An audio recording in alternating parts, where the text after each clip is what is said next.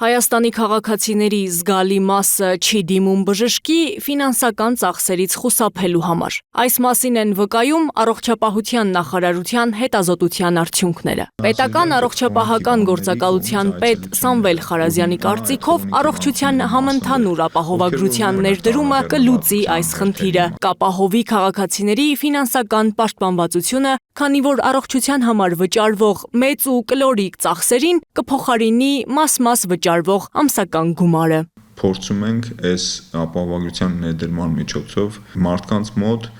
այսպես ասած, ամրագրել այն միտքը, որ իրանք ֆինանսապես պաշտպանված են ու եթե իրանց մոտ հանկարծ հիվանդություն հայտնաբերվի կամ ինչ-որ խնդիր առաջանա, իրենք մենակ չեն մնա այդ ծախսերը իրականացնելու համար։ Քաղաքացիներին մտահոգում է, թե ինչ բուժծառայություններ կներառի համընդհանուր ապահովագրությունը։ Արդյոք փաթեթում կներառվեն թանկարժեք զննումները, վիրահատությունները, դեղորայքն ու նաև կանխարգելիչ ծառայություններ։ Խարազյանը մանրամասնում է. ծառայությունների շրջանակն օրենքով է ամրագրված, ներառված են վիճակագրորեն ամենահաճախ պատահող առողջական խնդիրները։ Փաթեթում ներառված են 3 խումբ ծառայություններ։ Առաջինը դա հիվանդությունների վաղ կանխարգելման ծառայություններն են, սկրինինգային ծառայություններ, հետազոտությունները, սկրինինգների արդյունքում հայտնաբերված շեղումների դեպքում լրացուցիչ, ախտորոշիչ հետազոտությունները, հետագայում նաև այդ բուժման, դրա հետ կապված բուժման ամբողջ գործընթացը, երկրորդ խումբ ծառայությունները դրանք ուրեմն աղետալի ծախսեր, պահանջող հիվանդություններն են, եւ այստեղ մենք ներառել ենք դեղորայքի փաթեթ, որը որ տրամադրվելու է այս քաղաքացիներին իրենց հիվանդության հետ կապված այդ դեղորայքը ստանալու եւ շարունակական հսկողություն ապահովելու համար, նաեւ իրենց լաբորատոր հսկողության համար անհրաժեշտ լաբորատոր գործիքային հետազոտությունների իրականացման համար։ Աղետալի ծախսեր պահանջող ծառայությունները, օրինակ սիրտանոթային հիվանդություններ, օնկոլոգիական վիրահատությունները, քիմիոթերապիան մինչև 1.2 միլիոն դրամ դեղորայքային բուժման ծախսերով, ճառագայթային ուրեմն թերապիան, օնկոլոգիայում, այսինքն բավականաչափ ծառայություններ թանկարժեք, որոնք որ ներառված են այս ծառայությունների փաթեթում եւ մեր գնահատմամբ դրանք մեր բնակչության մոտավորապես 70-80%-ի համար ամբողջությամբ կծածկեն իրանց հիվանդության հետ կապված ծախսերը։ Երրորդ խմբում հանրային առողջությանը միտված ծառայություններն են՝ ինֆեկցիոն, տուբերկուլյոզի, շտապ բժշկական օգնության։ Բոլոր 3 խմբերի շահառուները ապահովագրության փաթեթից օգտվելու համար նախ պետք է վավերացնեն իրենց կարգավիճակը։ Մենք բոլոր տարբերակները նախատեսել ենք մեր քաղաքացիների համար, թե էլեկտրոնային վավերացումը, երբ որ ինքը կարող է մտնի իր ռեգիստր եւ այնտեղ վավերացնի, տեսնի իր ծառայությունների փաթեթը եւ այլն, ուր պետքա դիմի, ինչ սկրինինգային ծավալ ունի ինքը այդ տարվա ընթացքում անցնելու եւ այլն, այսինքն էսի մի տարբերակ։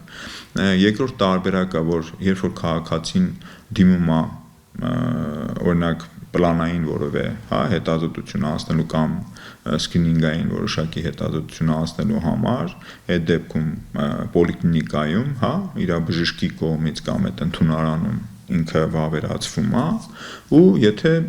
աստված չանի անհետաձգելի որևէ վիճակ է ու միանգամից ասենք հիվանդանոցում են իր այդ կարգավիճակը վավերացնում։ Այսինքն մենք բոլոր տարբերակները նախատեսել ենք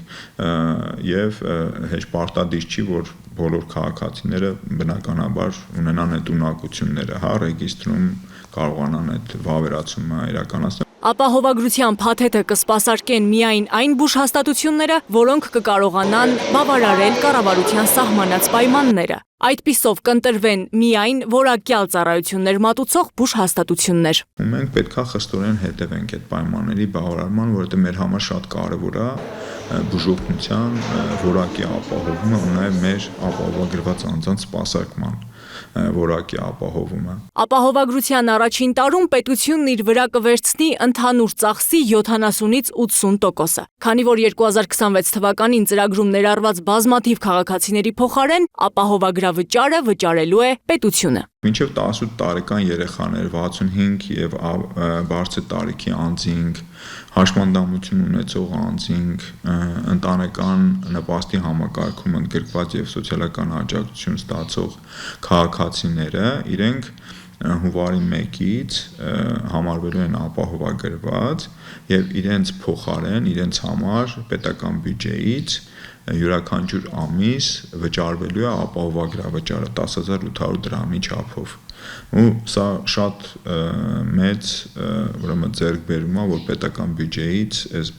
քաղաքացիների համար պետք է այդ գումարները վճարվեն։ Առաջին փուլում առողջության համապարփակ ապահովագրության ծրագրում կներառվեն նաև 200,000 դրամից բարձր աշխատավարձ ստացող քաղաքացիները։ Նրանց համար եւս նախատեսված է ամսական 10,800 դրամ վճար։ Սակայն կառավարությունը այս գումարը եւս այլ հարկերի միջոցով կկոմպենսացնի։ Կառավարությունը որոշում կայացրեց ուրեմն զինապահ հիմնադրամին վճարվող դրոշմանիշային վճարը մինչև 1 միլիոն դրամ ստացողների համար սահմանել 1000 դրամ։